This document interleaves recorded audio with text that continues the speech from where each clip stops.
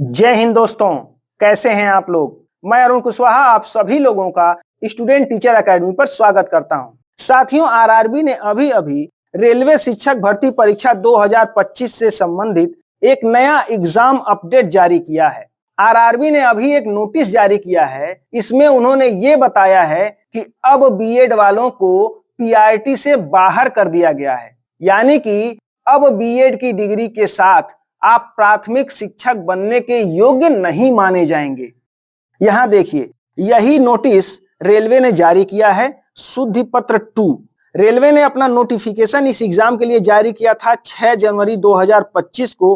उसी के संबंध में यह शुद्धि पत्र उन्होंने जारी किया है। प्राथमिक रेलवे शिक्षक बनने के लिए जो एलिजिबिलिटी उन्होंने शुरुआत में बताई थी अपने नोटिफिकेशन में, वो ये थी। इस नोटिफिकेशन में उन्होंने स्पष्ट रूप से बीएड वालों को प्राथमिक शिक्षक बनने के योग्य माना था, लेकिन अभी अभी उन्होंने एक ये शुद्धि पत्र जारी किया है और ये कहा है कि अब इस एलिजिबिलिटी को इस रूप में पढ़ा जाए, और इसमें कहीं पर भी उन्होंने बीएड शब्द को नहीं लिखा है।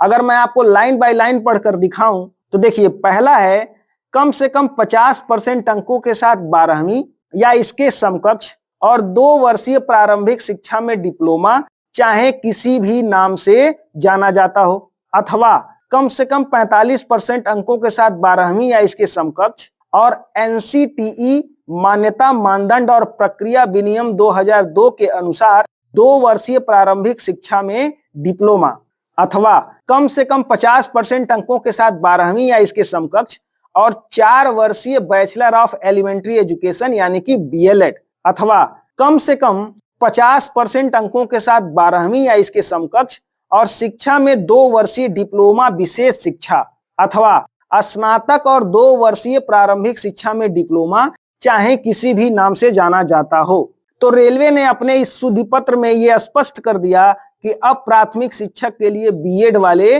मान्य नहीं है, क्योंकि उन्होंने जो ये नया क्राइटेरिया बनाया है इसमें बीएड शब्द को कहीं पर भी नहीं लिखा है। तो साथियों, इस बदली हुई परिस्थिति में जिन लोगों ने बीएड किया है उन्हें क्या करना चाहिए। तो देखिए, अब इस नए नोटिस के आधार पर स्थिति ये बन रही है कि बीएड वाले केवल टीजीटी और पीजीटी का एग्जाम देंगे, और जिन्होंने डीएलएड किया है या कोई भी डिप्लोमा किया है या बीएलएड किया है, ऐसे लोग पीआरटी का एग्जाम देंगे। दूसरी बात यह है कि जिन लोगों ने अभी तक फॉर्म नहीं भरा है, अब जब वो फॉर्म भरने जाएंगे तो बीएड की डिग्री को पीआरटी के लिए नॉट एलिजिबल दिखाएगा। तीसरी बात यह है कि जिन्होंने बीएड की डिग्री के साथ ये पीआरटी का फॉर्म भर दिया है, अब उनका पीआरटी के लिए एडमिट कार्ड नहीं आएगा, और अगर उन्होंने टीजीटी या पीजीटी के लिए भी प्रेफरेंस में भरा है तो अब उनको केवल टीजीटी और पीजीटी का ही एडमिट कार्ड आएगा, पीआरटी का एडमिट कार्ड नहीं आएगा। इसके अलावा जिन्होंने बीएड की डिग्री के साथ केवल और केवल पीआरटी का फॉर्म भरा है, तो उनका जितना पैसा है वो उनके बैंक अकाउंट में वापस आ जाएगा।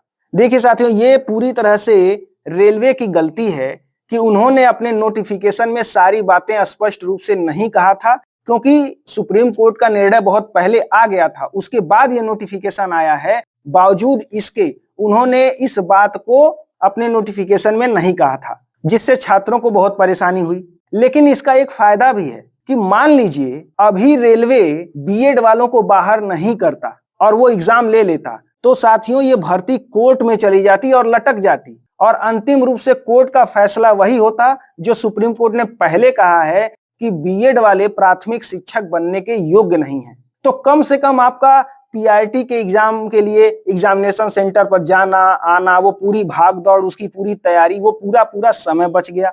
अब आप अपने पूरे समय को केवल अपने टीजीटी और पीजीटी के एग्जाम की तैयारी पर फोकस करिए। और आपने, मैं एक बार फिर से बता दूं, जो शुल्क जमा किया है, केवल पीआरटी का फॉर्म भरा है आपने बीएड की डिग्री के साथ, और जो शुल्क जमा किया है वो आपके बैंक अकाउंट में आ जाएगा। तो अब देखते हैं इस पर आरआरबी आगे और क्या कहती है। जैसे ही आरआरबी अपनी वेबसाइट पर कोई नया न्यूज अपडेट करेगी, मैं आप तक वो पहुंचा दूंगा। इसके लिए आपको बस करना यह है कि आप इस चैनल को सब्सक्राइब करके रखिए, ताकि वो सारी जानकारियां मैं आप तक सही समय से पहुंचा सकूं। तो साथियों, अभी के लिए बस यहीं तक। मिलते हैं अगली वीडियो में, तब तक के लिए जय हिंद।